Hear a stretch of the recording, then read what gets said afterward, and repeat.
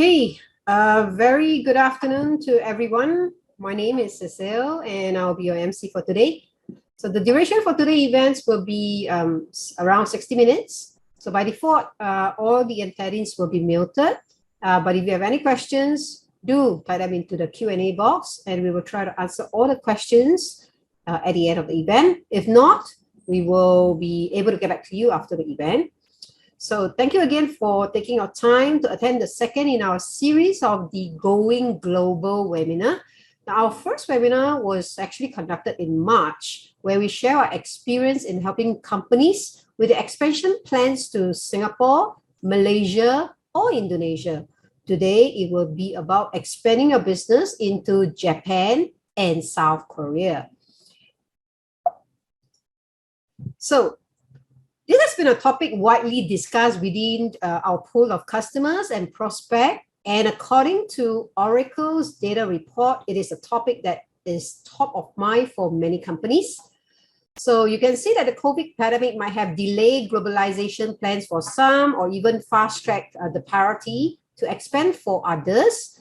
So you can see the data points that as many as 83% are actually looking to expand the team globally with a remote global workforce model in response to the COVID-19. Now, 45% slightly delay the expansion, but will do so within a year. And only 9% intend to expand internationally, perhaps, after a year. So more than 50% have plans to expand or add operations in Asia Pacific. North America and Asia Pacific were the most popular region. Now, while globalization is a hot topic for most companies, this session in our Global Glowing webinar series, we're going to zoom into two key territories in the Asia Pacific, which is Japan and South Korea. Okay, so moving on to the main event, you meet our presenters for today's webinar. So it's Michelle, the CEO of Pointstar Consulting, Baptiste, the MD of Shearwater, and Crystal, who is the NetSuite functional consultant. Also, let me share with you the agenda for today's webinar.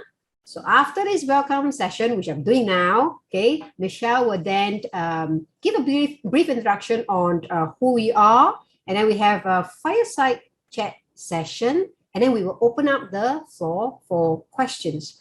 Now, before the conclusions of the session today, do help us to complete a feedback form, okay? Now, without further ado, let's welcome Michelle, CEO of Pointstar Consulting, to give a brief introduction on who we are. Hello, everybody. Cecile, just checking. You can hear me okay? Yes, I can hear you. Great. Thank you, everybody, for taking time off your afternoon to come join us today for this webinar. Welcome, and I'm going to start off with a little bit of an introduction about who we are. So the Pointstar Shearwater Group, we are one of the leading cloud service providers in Asia. We represent a suite of cloud computing solutions for our customers. And we have been helping our customers make the move from on-premise over to the cloud for many years since 2008. Also during that time was where we signed up for our partnership with Oracle NetSuite. And from that time, we have managed to grow our team to become one of, or rather the leading partner in Asia when it comes to Oracle NetSuite, being a 5-star partner in 2019, 2020, and 2021. We have also since grown in terms of our presence over Asia, and now we actually manage and have representation in various countries in Asia, such as Singapore, Malaysia, Indonesia, Vietnam, Japan, Taiwan, and South Korea. So as you can see, we are a company that definitely focuses in terms of our customers' footprint, especially in expansion in Asia.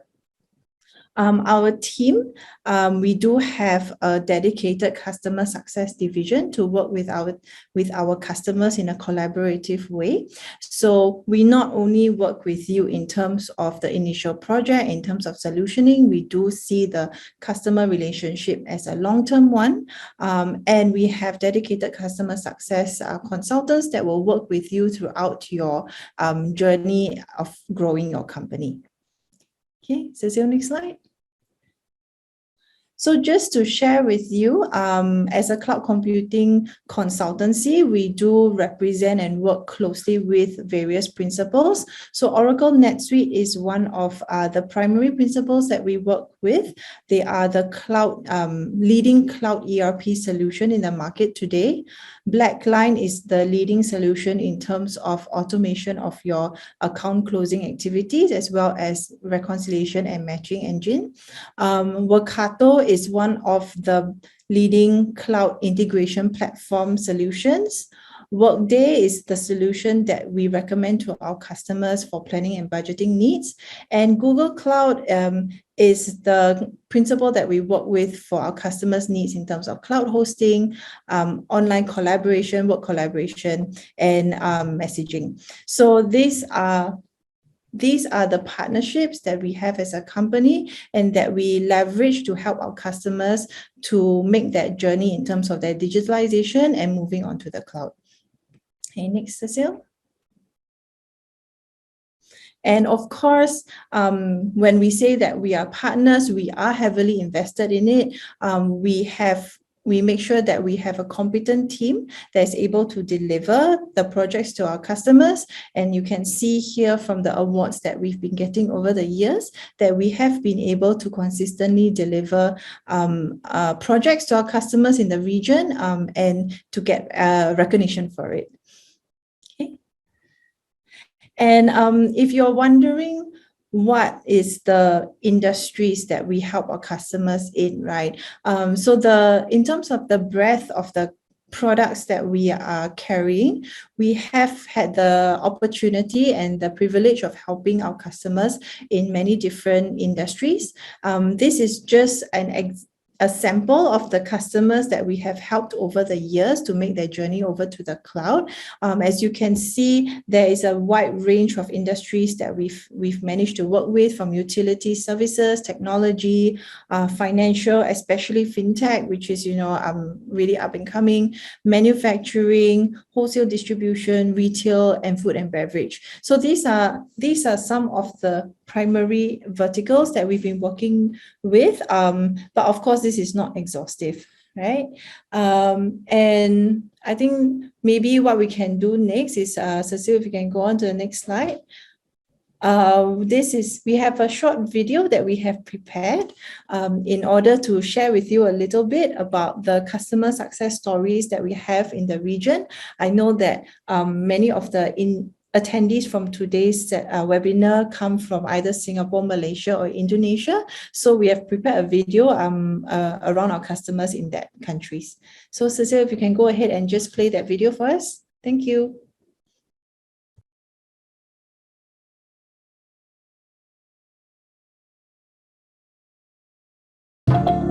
Since using NetSuite, we have reduced the time taken to create SKUs by 50%. And in terms of PO creation, and we have reduced PO time creation by 75%. Pointstar sent a very good team to help us with understanding how we should capture the information in NetSuite. They were very patient. They walked us through many options. They spent many hours patiently trying to understand our needs and were able to add value and give good solutions as well.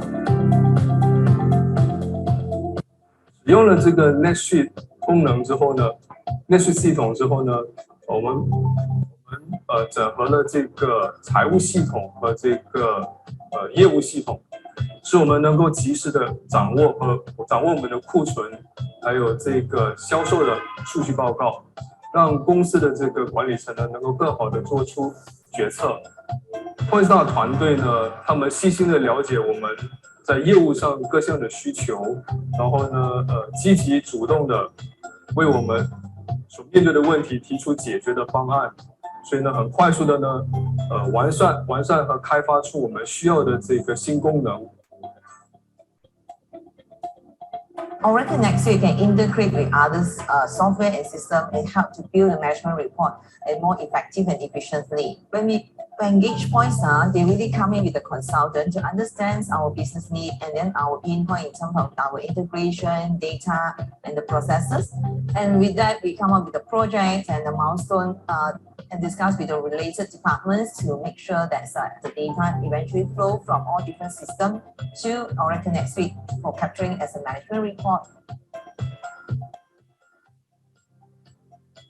Untuk produktivitas di dalam finance, karena teman-teman itu udah bisa buka dan mengaksesnya dari mana saja, sehingga ketika kita minta bantuan mereka akan jauh lebih cepat untuk merespon, karena mereka bisa buka itu dari laptop mereka ataupun mereka bisa membukanya dari handphone kalau misalnya memang sangat terpaksa. Paling pertama adalah untuk masalah biaya. Pada saat kita kan sampai sekarang masih growth sekitar 30% per tahun, ya kan? Tapi kita nggak nambah biaya apapun. Dibikin semuanya otomatis. Sehingga load kerja itu sangat menurun drastis sekali. Dan kita pada saat melakukan input, semua input itu udah otomatis dan simple banget, sehingga kita nggak perlu terlalu banyak input. Kita bikin sampai sedikit mungkin inputnya. Dan bisa di scale up. Itu yang paling saya suka dari NetSuite.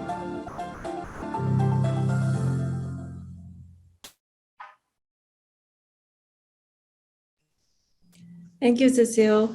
So that was just a quick video about some of the customers that we've helped to move on board to the NetSuite platform in order to help with their business operations and in terms of their growth plans.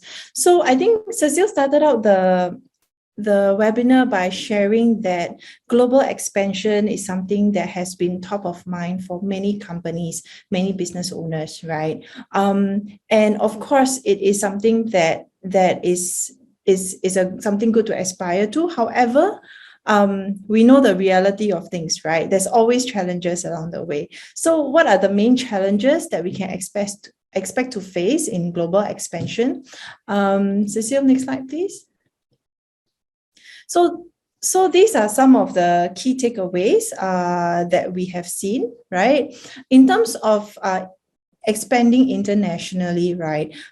These are the considerations that a lot of companies keep in mind, right? For example, what are the IT issues they will face? What are the language issues, HR, recruiting, getting a suitable office, a suitable premise for you to carry out your business, and then of course taxation, accounting issues, legal complexities, and the last one is transferring cash, right?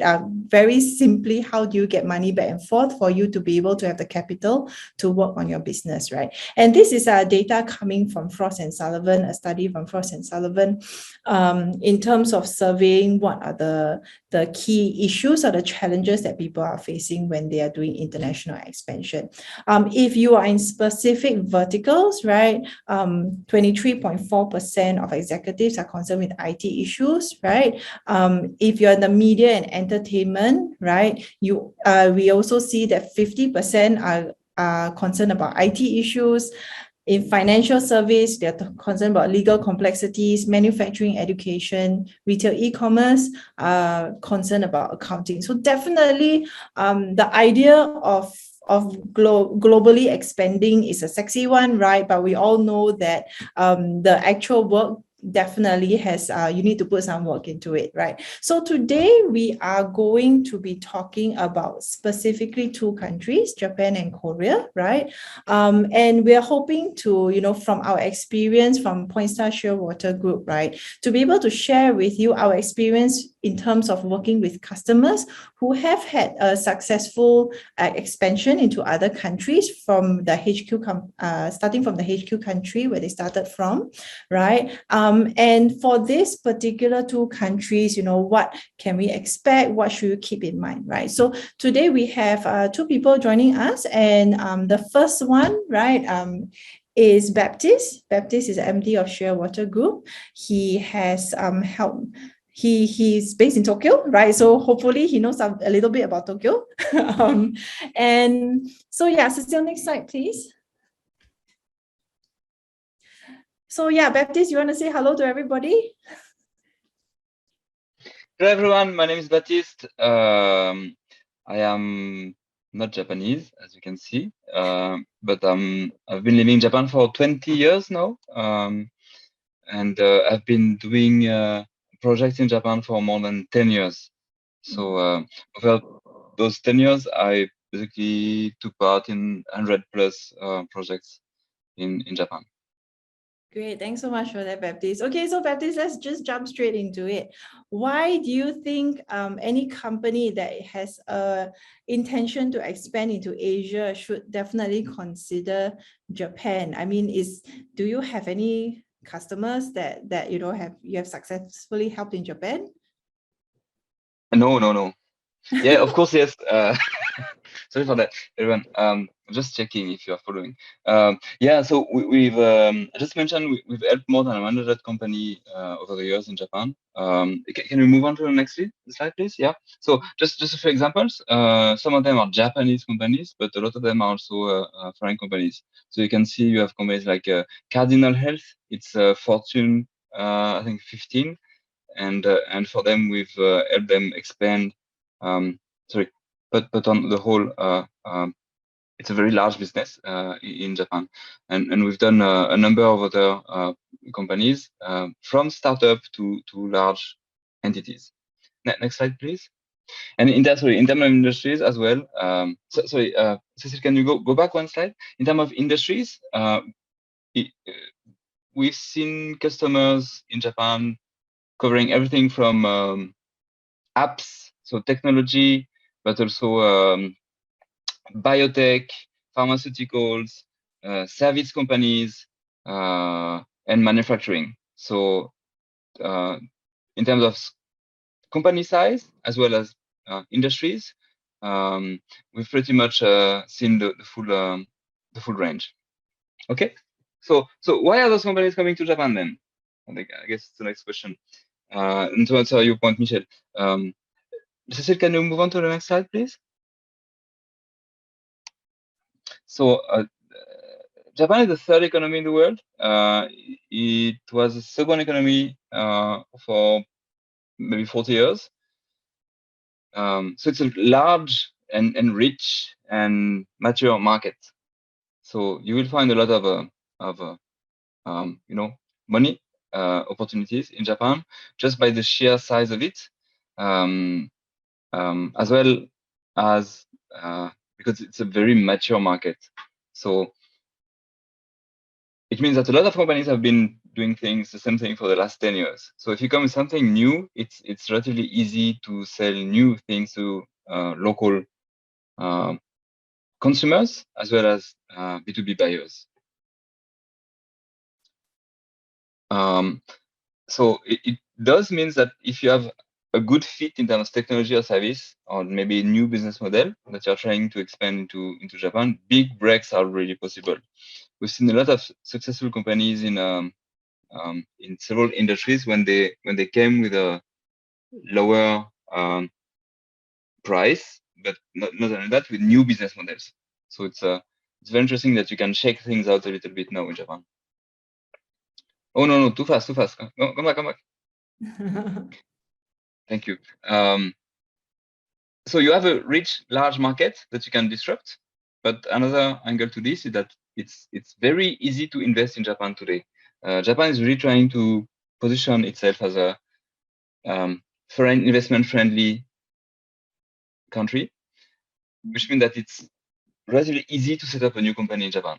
You need 1 yen of capital, which is 1 cent basically. So it's relatively cheap. In 2 weeks, you have your new company. And there's very few restrictions to starting a new company. So you don't need to be a local resident or something like this. So it's relatively, it's really easy, I think. Another point is that there's a lot of money available if you want to set up a company, and the banks are also relatively open to loans, lending to even foreign entities. And if you want to go the full public, maybe in Japan, there's large pools of money available. So we see a lot of startups actually moving away from smaller countries, let's say Taiwan or other countries, into Japan because of the size and the money available. So yeah, I think that's does very make sense. Baptist. I was just about to ask you that question. I mean, the points listed here seems to be, you know, the perfect combination for startup high growth companies. And so is that something that you're seeing that in terms of these type of companies entering Japan, in terms of your customers? There's a lot of tech companies entering Japan. Yeah, that's true. For several reasons, for the market itself, also because especially in biotech or things where you address a mature market, Japan is definitely the market entry into Asia today. But also companies who want to go IPO, want to go to the next step, also come to Japan, and we'll discuss a little bit a specific business case later. But we see also companies moving their headquarters to Japan, or at least some part of their operations, in order to tap into the IPO market in Japan. Okay. So yeah, and again, if I may, it's COVID has had a relatively big impact. But Japan was really strict, necktie to the office, and things like this, and this has all gone through the window. Now everyone works from home. It was very rules oriented, but it became very flexible. So companies are now open to new things, try new technology, try new business models, as I said, work remotely, and things like this that became very fashionable, and a lot of companies are changing the way they think about work as well. So it becomes easier, and Japan is trying to hire more foreigners. So that's also good. And the next step is how do you find people to help you do all of those? And unfortunately, Japan has a very large base of skilled managers who work for large US companies. Also, they have a global mindset. They speak English. They and they're open to work with foreign companies. So you can relatively easily hire either foreigners or Japanese managers in Japan. And I think one of the last points that is not really clear, but when you speak to Japanese managers or people who do investment, kind of a type of work, is that Japan has a very limited risk. Of course, we have earthquake and things like this, but there's no political risk, or Japan is very much in the globalized world as a Western nation, and so all the money that you can put in Japan as a business, you will be able to take it back, and also it will not disappear because of a nationalization or change in laws or political play somewhere. So it's a good also market to expand in because it's limited risk. And I think that's a very good point, Baptiste, because I think as business owners, the first thing we always want to evaluate is what's the risk for entering this market, right? We don't want to have all our hard work and efforts go down the drain, right? So yes, I think definitely we can see that Japan is a good mature market, like you mentioned, for definitely should be on the list for consideration for people who want to expand in Asia. But what are so there's all a lot of all well and good, but what are the challenges that people can expect if they were to consider opening a Japanese office? Okay, so obviously, being in Japan, you have language issues and things like this, but I will not cover those. Maybe really. Let's start with the legal and financial, right? I think that's top of mind for a lot of people, like we saw in the previous slide. Yeah. Okay. So it's perfectly fine in Japan to have your books in English and report in English. So you can have a chart of account in English. Your financial report, you can issue them in English. The only thing you need to have is the concern tax, the reports, and the final report that your tax accountant will issue to the government every year will be in Japanese. but the underlying books can all be in English, so it's very easy as well to set up a company. And yeah, edge cases you could even do it in Excel. I mean, there's no mandatory requirements for your accounting system, so it's very light and very easy. Only so the tax reporting is a little bit different. Then it used to be very, very light in the sense that even the corporate number, which is used in many different countries, or tax number was not used in Japan until last year. But this year now it starts to be actually a compulsory requirement. So when you issue an invoice, you should have this corporate number written somewhere, and this corporate number is basically the key now that ties your legal entity to all taxes and administrative institutions. So Japan is also has also a few specific requirements for fixed assets. So some regulations where they want you to invest into factories and machineries to manufacturing equipment. So you will have accelerated depreciation rules and things like this that are a little bit specific to Japan, but it's nothing too complex. The one that is relatively complex though is on deferred revenues. Deferred revenue means it's on revenue recognition. When you have a contract for, let's say, a year, in most countries in the world, you will issue an invoice and recognize your VAT on this invoice. That's not the case in Japan. In Japan, you will need to recognize the VAT along with the revenues. So let's say you have a contract with a customer and you will invoice it. You will invoice the customer at the end of the contract. You will still need to recognize the consumption tax every month, even though you have not yet been paid. So you need to be, and VAT in Japan is 10% most of the time, so it's not a huge amount, and it's not super complex to manage, but you still need to manage this, which is a little bit tricky sometimes. So I think it's based on that. I think based on this complexity, how I think we can get into it a little bit more. But do you see your customers typically starting out with like Excel sheets, or is this something that they potentially already need a system to help them with? Yeah, very quickly. I do think that when you have especially if you start to have multi-year contract, it becomes a mess very quickly. Your customer might cancel out part of the contract or make additions to it or remove some parts, and so it becomes a big mess very quickly. And because you need to do it every month, let's say you have one new customer every month. For the first customers, you have 12 journal entries to make, but the following customer you will have 24, and it will all add up.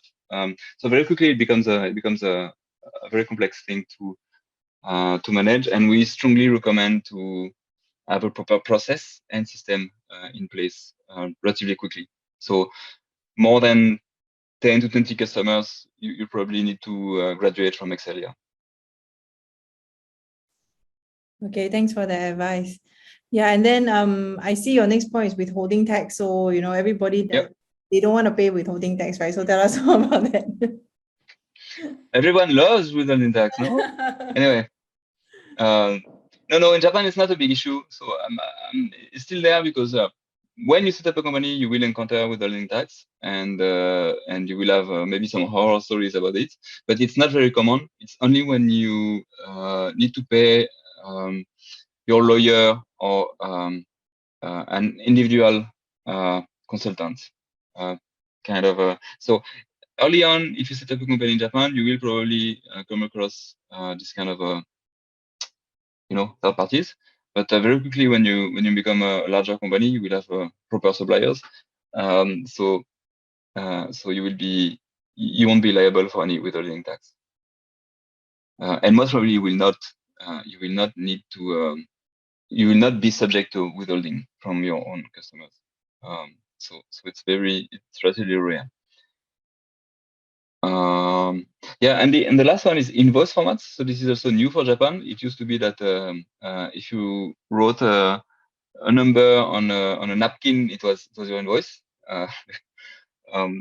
No longer so. Now you need to have a specific format and a specific number of things on the invoice as well. So your corporate number, but also the VAT, the date, and there are a few restrictions on the format. So you need now to have a proper system in place.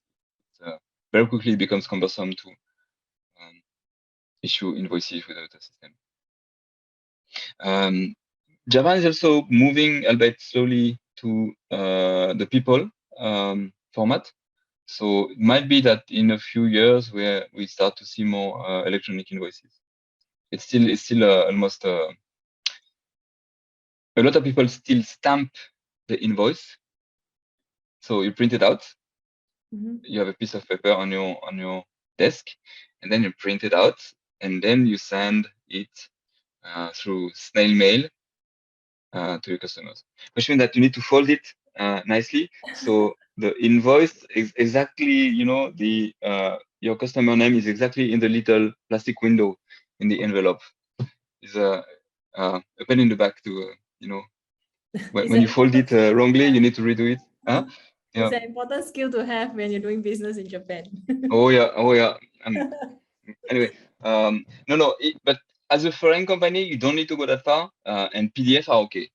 So and more PDF are becoming the norm. But we have some foreign companies in Japan, because they want to show themselves as really Japanese, really we do this the right way. They will go the full. So they have a nice logo on the envelope, and I think it's so nice. But anyway, you don't need to go that far, especially as a foreign company. Okay, so I think moving on from the legal and financial requirements, let's talk about now more of the personal touch, right? In terms of business, other business requirements are also the cultural requirements, right? How do you successfully do business with people in Japan? Yeah, so what we will describe now are not compulsory, not legally, mandated items, but 90% of Japanese companies work like that. So they will not send you invoices.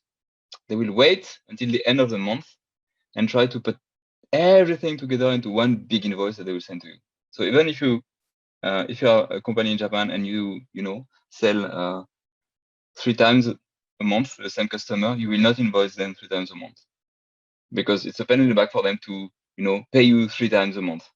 So they will ask you to they will not ask you because they're very polite, but they will strongly hint that you should think about consolidating in one big invoice, and they will pay this one big invoice at once. So once again, it's not mandatory. You don't need to do that. But 90% of Japanese companies, they have a monthly process where at the end of the month or only the following month, they will take all the pieces of paper, all the PDF, everything, compute, and then pay. So instead of doing it on the way, they will do it every end of month. So same for the banks. The banks are a little bit peculiar. So they will not, So there's specific file format that you can use to communicate with the banks. So to say, hey, please bank, pay those invoices, bills, sorry. And this format is called Zengin. And it's once again a very Japan specific thing. It's not mandatory, but if you have a lot of payments to make, especially, it's good to have this because it will allow you to integrate your system with the banks. Of course, you can go directly to the bank system and proceed the payment one by one, but many people use this Zengin types. Another one, the Tegata. It's a check. It's a physical check, kind of. So it's a promissory note. It tells you, Michel, I will pay you maybe next month. Oh, sorry, my bank will wire the money into your account next month, or in 2 months, or in 3 months. So it's still widely used in Japan. Not widely, maybe 20-25% of companies are using Tegata, and they will ask you to accept the data from them. So as a mean of payment, you don't need to accept. Once again, it's one. But yeah. So instead of paying you today, they give you a promissory note saying that yes, the money will be on your bank account end of next month. This data you can then sell it to another company, and you can write on this physical check that no, the final bank account to which you need to wire is this one. So yeah, it's kind of a physical check, but you can pass it around. So it's still used, yeah, in some industries, especially wholesale, like trading houses and these kind of companies would have something quite often something like this. Yeah, currency rates also. The Japanese companies tend to have take on the risk of the currency exchanges, and they will have mostly monthly or even every 2 months currency rate setup, which means that yeah, they will not, and it's not mandatory to have a up-to-date currency rate. So I could have a yearly currency rate, and some companies do work with yearly currency rates, and they will invoice you at a rate that was the same as last year. So it's sometimes surprising. Payroll and attendance, of course, are also very localized. We have a lot of Japanese specific holidays and cultural. It's common for companies in Japan to give additional holidays in summer. The summer holidays not only for kids, it's also for yeah, it's on top of it. Attendance as well. So Japanese people tend to spend a lot of time in the office or at work or on weekends even. So strongly recommend you to have a good set of practices on how to manage if someone comes during Sundays. They should take 1.5 or 2 times the same amount of time off the following week or something like this. It's also very light, but if you have too much overwork, the labor bureau might come to your office and check. They will also check if the light is on after 11 p.m. or something like this. Check that you're not overworking everyone.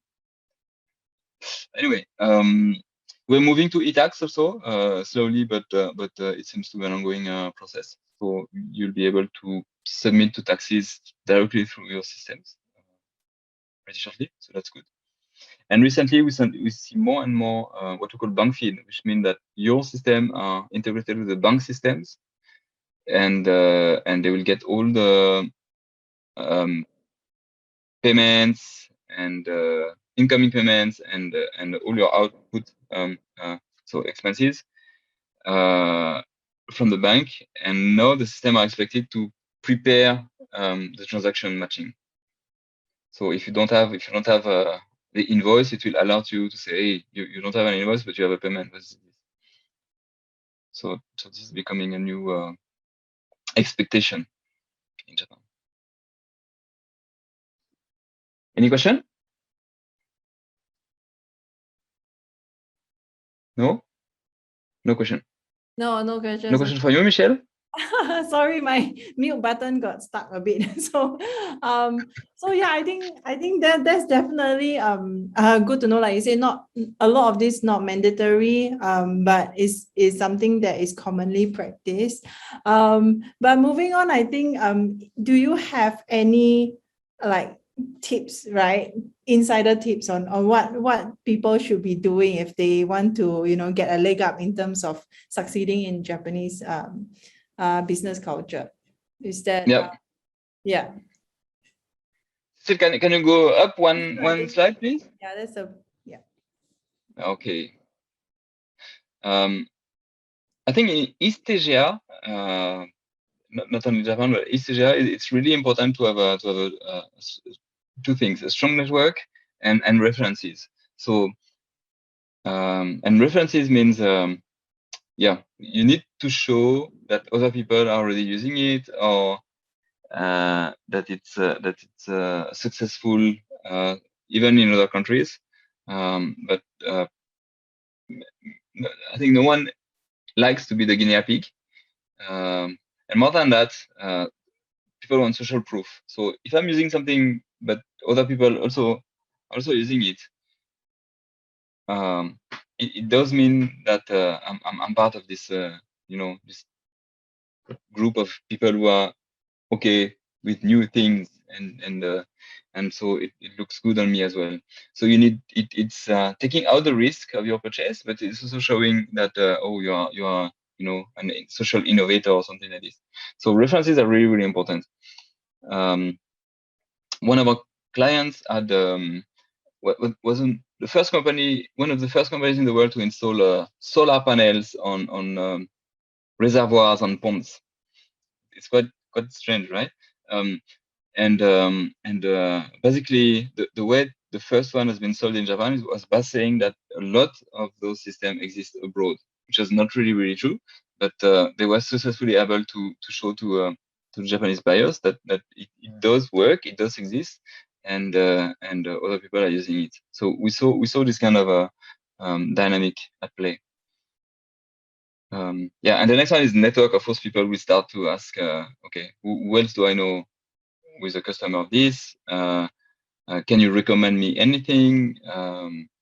Can I have a call with other users, for instance? Something like this is also very common. So to get to this point, most probably you will hire a local CEO or anyone, person in charge, and the more this person has network, or if he's well known, it will really accelerate your launch in Japan.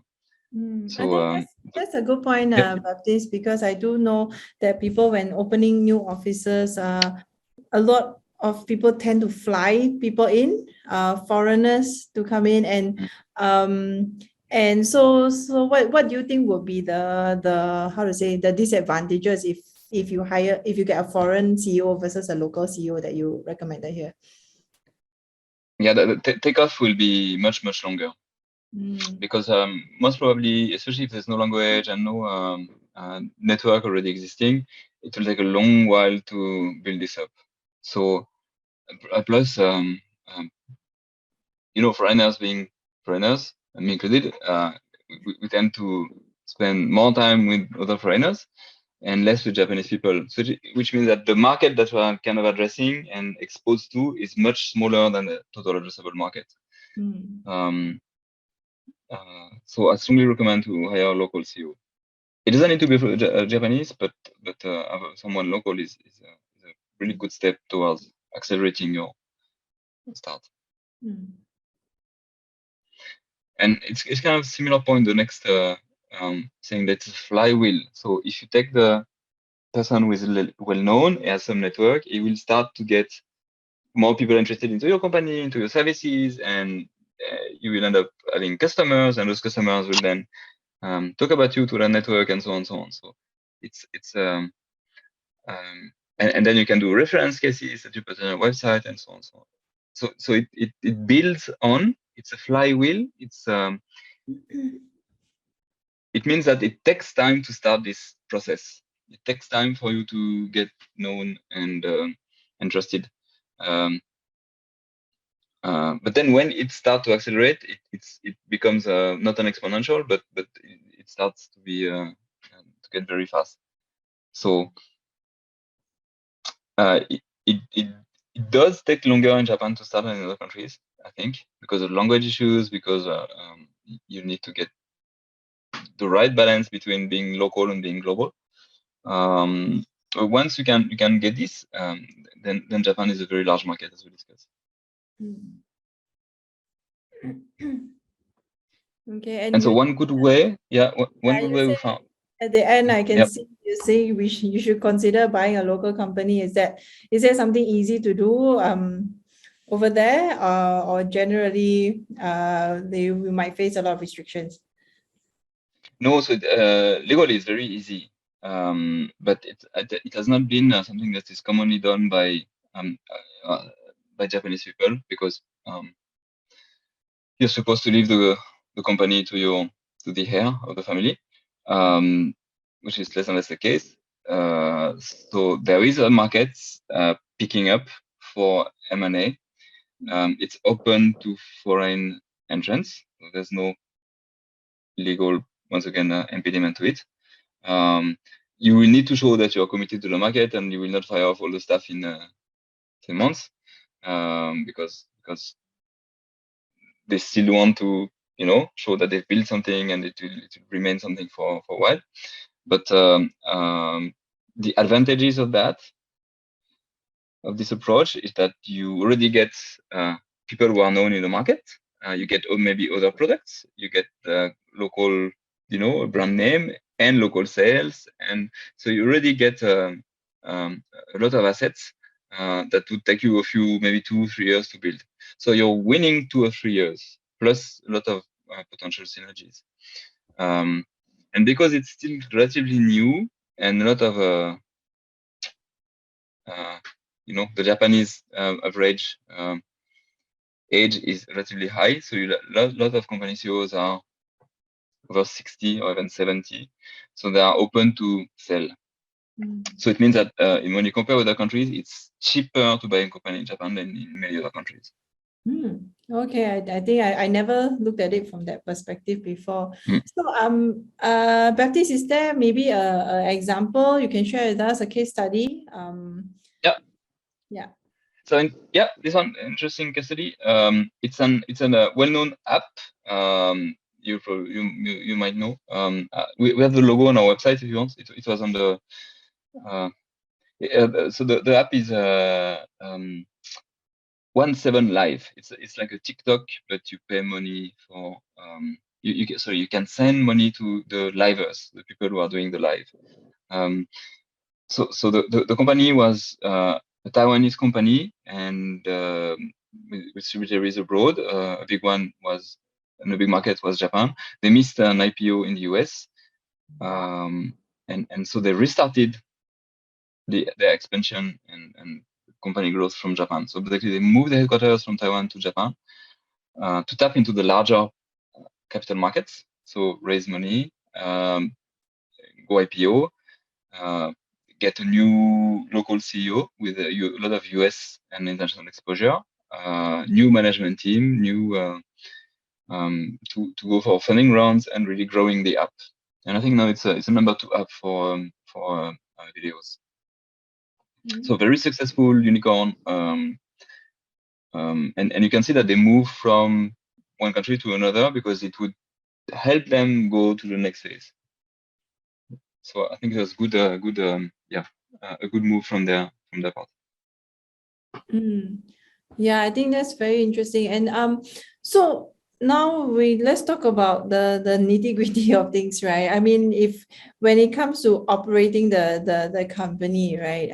Do you have any advice, or or could you share with us more how you help your customers with implementing the systems, right, to be able to operate in Japan? Yeah. So we really do like to propose NetSuite to our customers. So this is the next slide, because for a few reasons. Because in NetSuite, and you can have it globally or in Japan only, it's also fine. You will have 70 to 90% of your processes on the same platform, which means that from your e-commerce, CRM, and all the accounting and inventory, if you have any, everything will be on NetSuite, which means that you won't spend a lot of time trying to piece together a few different systems and make it to a current organization. It's already up there. Plus, you will be able to see real time from your headquarters what's happening on the ground in Japan, without all the complexity that we discussed before about VAT and revenue recognition. And it will be all integrated, all in your currency, in your language, while being compliant with the local rules. So it's very easy, and we do a lot of work on NetSuite on global expansion. So not only in Japan, but in Asia, as we discussed. Yeah. Nice. And then what about, of course, tax compliance is something that everybody wants to make sure that they're compliant with, right? So tax compliance, localization, making sure that we have enough the correct reports to submit to the authorities. Can you share more about that?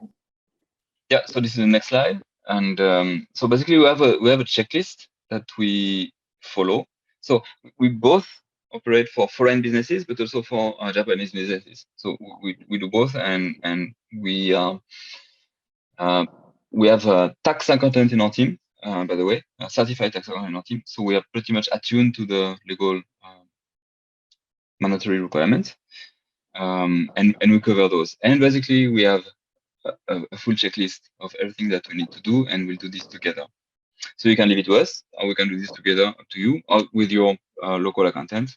And but it's not overly complex, and we've done dozens of this kind of project before. Okay, great. So thank you for sharing all of that with us, Baptiste. I think we definitely learned a lot about doing business in Japan. And if anybody has any questions later about Japan, please feel free to direct that to Baptiste. But right now, I'm going to jump over just next to Japan. It will be Korea, right? So we have Crystal joining us to share with us a little bit more about doing business in South Korea, the future Asian economic powerhouse, as you can see on the slide here. So hello, Crystal. You want to just quickly say hi to the audience here today? Hi, everyone. This is Krista from Shearwater, Asia. Today, I'd like to introduce you about the great vision of Korean business market and why do you need NetSuite for whom planning to run a business in Korea. Okay, thanks so much, Crystal. So I think, yes, like you said, the first question is why should people be considering Korea? What's so attractive about it? Maybe you can share more with us. All right. So first one is South Korea is geographic favorite. It's nestled between two great powers, Japan and China. It's perfectly located as a gateway to these markets and its 1.7 billion consumers. And second is South Korea has the world's 10th largest economy. Its GDP didn't decline as much as other countries during the pandemic. In Q2 of 2020, GDP growth only fell 3.2% compared to 14% in France. And it's already showing signs of the recovery in certain industries like manufacturing and services. This shows that the economy is resilient and stable. And next is South Korea has a good economic forecast for the near future. The Industry Production Index and the IMF predicts that South Korea will only keep getting stronger thanks to recovery trends since in export. Investment and consumption. A record low interest rate is 0.5%. Will also help with this. Predictions for the future includes a GDP of $2.05 trillion in 2024 and $2.22 trillion in 2026. And also, South Korea is key global player in export. Currently, ranking in 7th place of major exporting countries. South Korea is the world leader in electronics manufacturing, including semiconductor chips and computers, mobiles, and batteries. In fact, there was a massive increase in demand of this. It's plus 57% in 2020. So this has been a key driver for the country's recovery.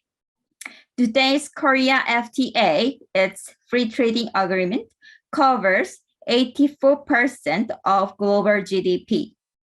And South Korea has a highly skilled and resilient workforce.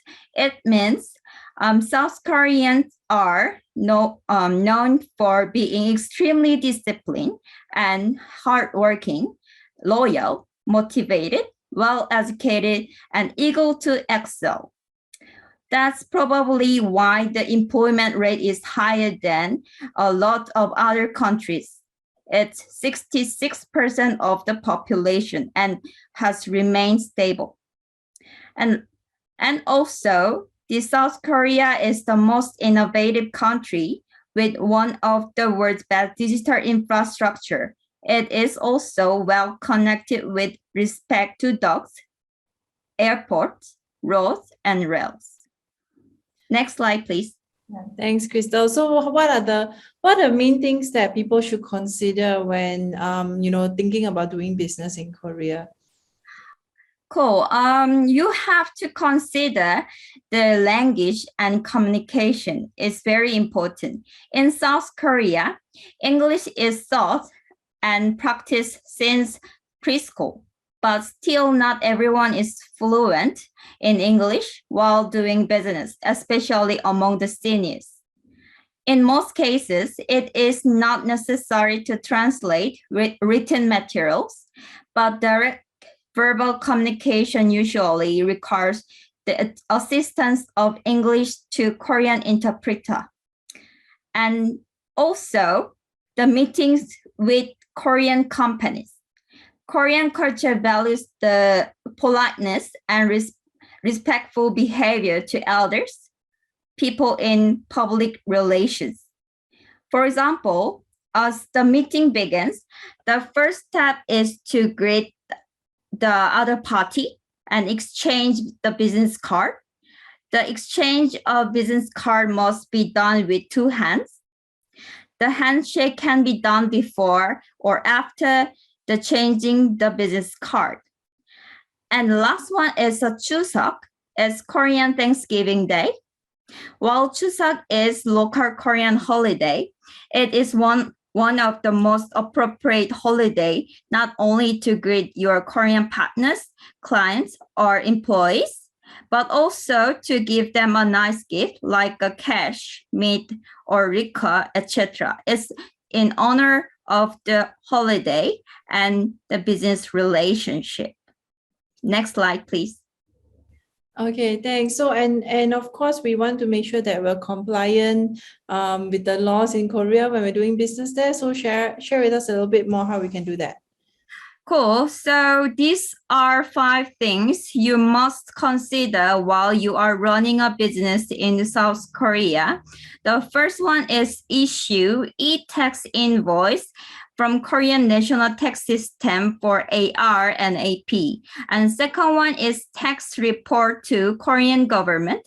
And the third one is payroll management and withholding tax calculation. And last one is not really a mandatory of legal requirement, but it's also important to have a Korean local bank transaction management. And next slide, please.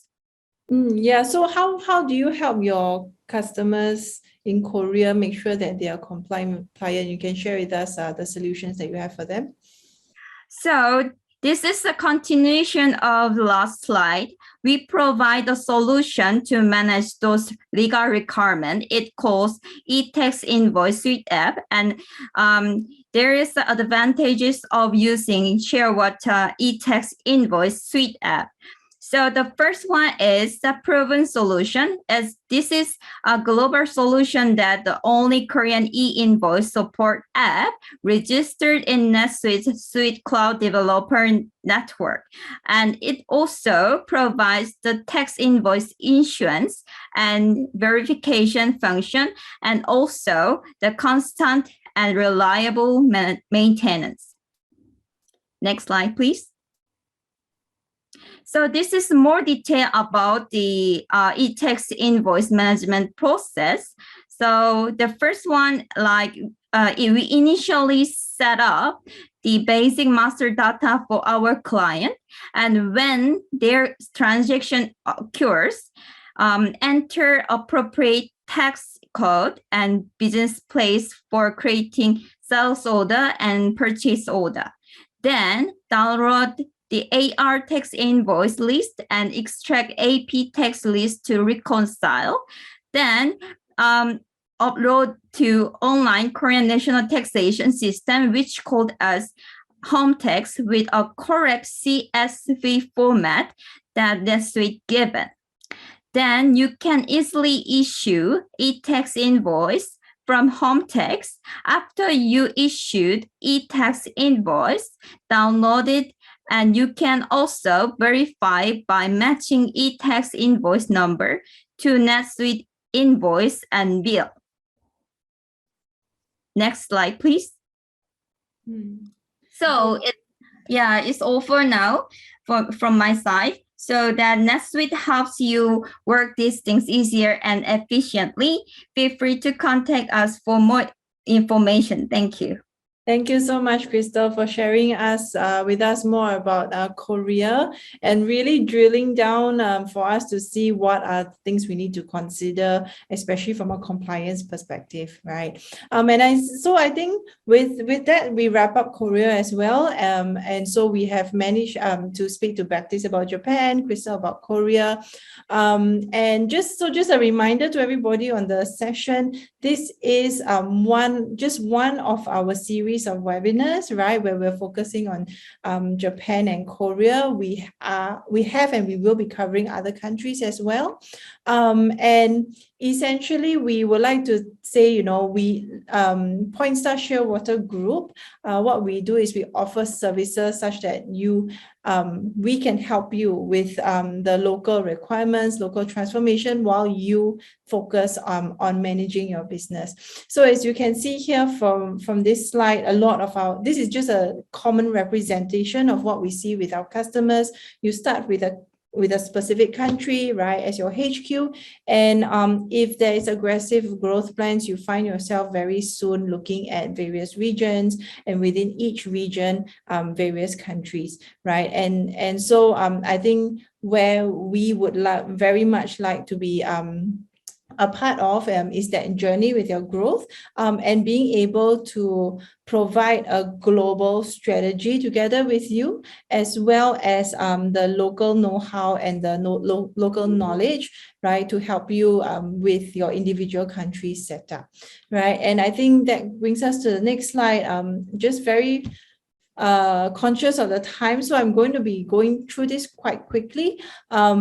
In terms of what we can provide in terms of our services as a group, we are able to help you with your system deployment, PMO, your group management, as well as your local project management. So do reach out to us if you have any requirements, whether it's in Japan, Korea, or other countries in Asia, and we will be able to help talk you through what potentially you might need for your growth plans. Okay, and so I think this brings me to the concluding slide of today's webinar. In terms of the managing your global business, what's the key takeaways, right? You want to make sure that you have control through standardization and centralization across all the different offices that you are operating in, no matter which country it's in, right? You want to, if you are a business owner, right, sitting in the HQ office, you want to be able to have visibility via reports. And you also want to be able to choose a system, right, that will help you to scale, right, and will be able to keep up with your growth plans, right? So this is something that we understand is a priority for many companies these days, right? And the Pointstar Shearwater Group, we do, like we mentioned, offer various solutions on the cloud to be able to help you achieve that. Okay, so I think moving on, I know we're over time. If we have any questions, maybe we can answer one or two. Cecile, are there any questions for us?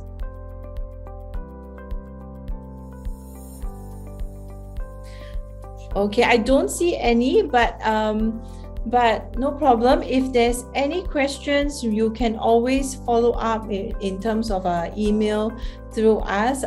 You can email to us, or You can, I think Cecile, is there a next slide with our contact information? I'm sure Cecile will flash it out at the end, right? So yeah, with that, thank you very much for joining us for this webinar. Cecile, anything else you want to share before we close off? Yes, okay, so thank you everyone. If you feel shy not to ask questions, it's okay, give us a call or email us later to just ask us, and we'll be more than happy to explain it to you. So if you can also follow up on our next webinar if you're have plans to expand your business into China, Taiwan. We have one webinar that is going to happen in August. And then, of course, subsequently, a lot of them wants to expand into Thailand, Vietnam, Laos, and Cambodia. We have that in place in October as well. Okay, just to screen through, some of them might be residing in Japan. So this is where you can contact us, as well as if you're from China, Taiwan, and is now in Singapore. Feel free to contact Shearwater China or Taiwan. Thank you so much, everyone. We hope to see you in our next event. Bye for now.